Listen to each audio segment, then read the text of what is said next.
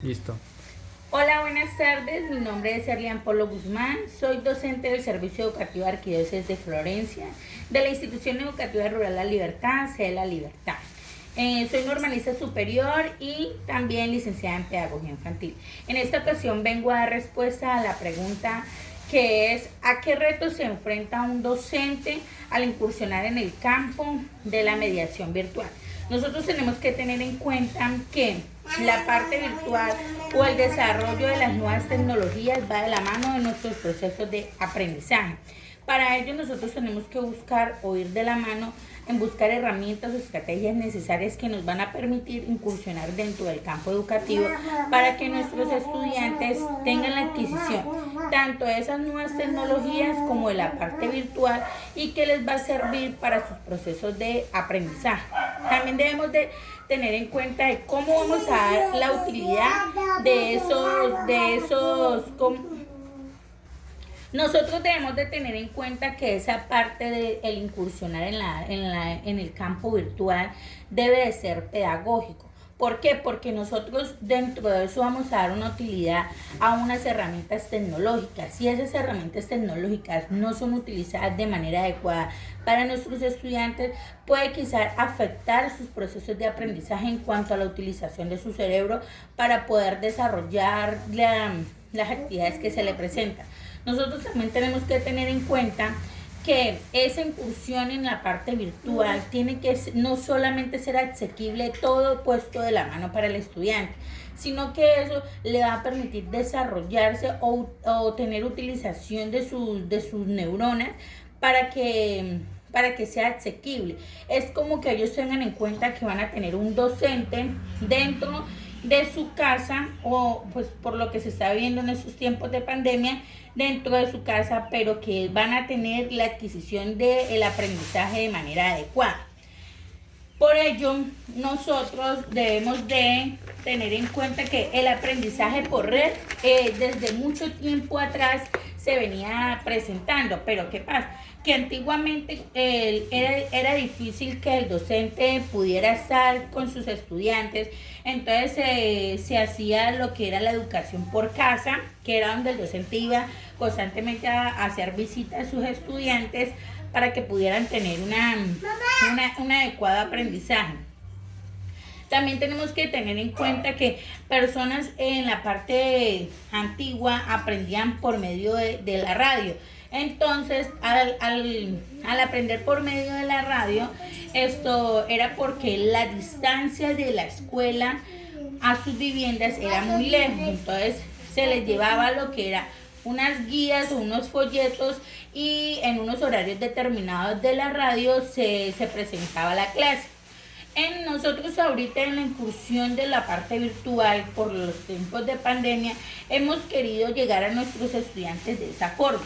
Como la tecnología ha ido avanzando un poco más, eso permite que el estudiante tenga una asequibilidad de los medios de comunicación y poder tener un contacto más a fondo con sus docentes. Pues se hace lo que es la teleformación, que antiguamente se llamaba teleformación, o el aprendizaje virtual, que es ahora como nosotros lo estamos viviendo.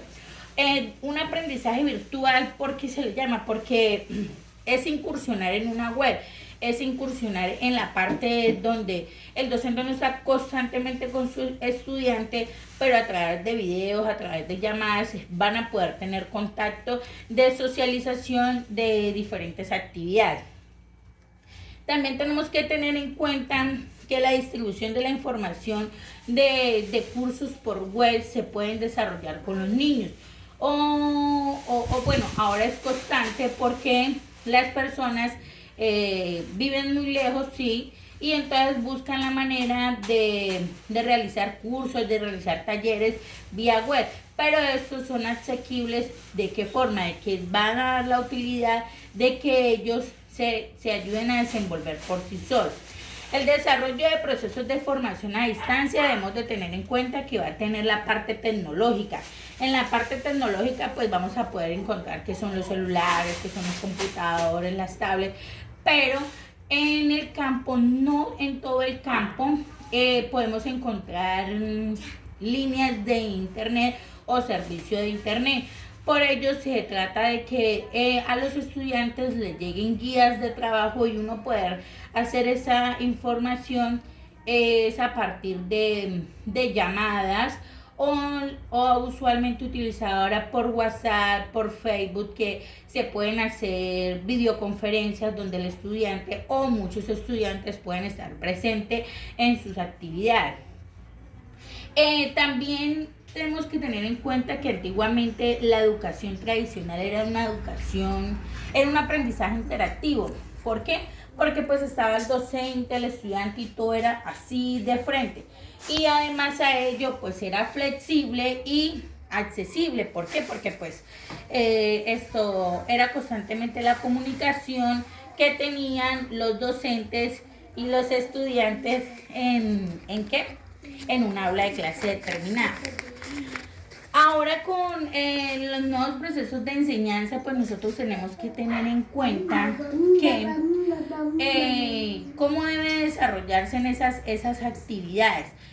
Nosotros al no estar dentro de un aula de clase como tal, en un salón, nosotros debemos de trabajar o desarrollar actividades pedagógicas que permitan seguir teniendo la interacción docente-estudiante sin necesidad de estar presente el docente junto con su estudiante. Entonces, esto se puede llevar a cabo a través de diseños de guías, de actividades que le permitirán al estudiante desarrollar, a entender o aplicar dentro de su vivienda, dentro de su casa. Entonces, nosotros tenemos que tener en cuenta que para ese desarrollo de esas actividades que sean mediadoras de un aprendizaje, debemos de tener en cuenta a quién la vamos a dirigir, cuál es la población a la cual vamos a dirigir esas temáticas. ¿Qué quiero lograr con ese desarrollo de las actividades? ¿Cómo lo voy? Que lo que yo plasme sea acorde para que el aprendizaje del estudiante sea bueno y que los contenidos que yo le brinde a él sean contenidos claros, concisos y precisos, que él le va a permitir entender, si en caso tal de que no tenga un adulto, él va a entender lo que va a trabajar dentro de su vivienda. Nosotros debemos de tener en cuenta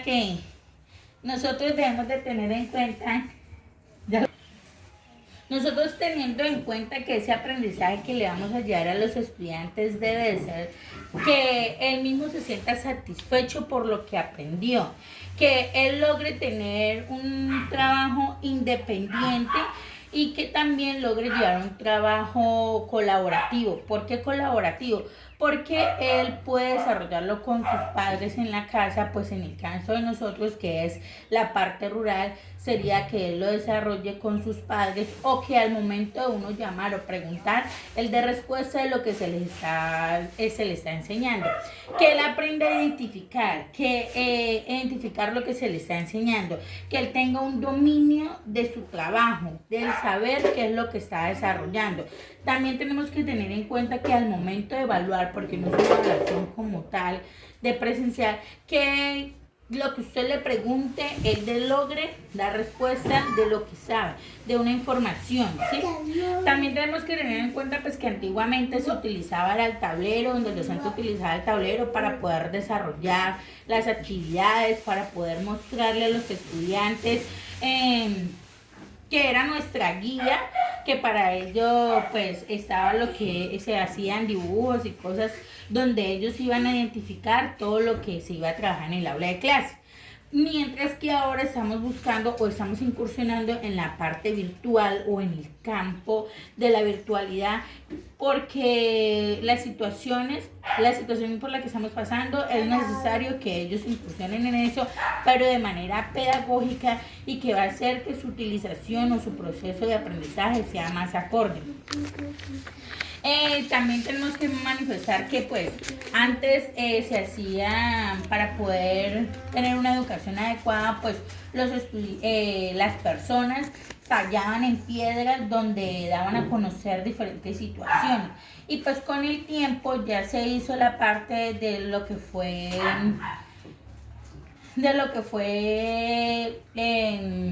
en la antes fue por medio de símbolos también, después pues fue lo que fue la incursión en la radio, que fue una educación a distancia también, y por medio de libros que se entregaban y que los estudiantes recibían sus clases por medio de la radio. Nosotros debemos de tener en cuenta que siempre al realizar o al llevar a cabo una clase con nuestros estudiantes debemos de tener en la parte pedagógica por delante. ¿Por qué? Porque eso le va a permitir a él desarrollar sus actividades en el aula de clase o en su casa, pero de manera acorde, porque va a ser una utilidad para su vida.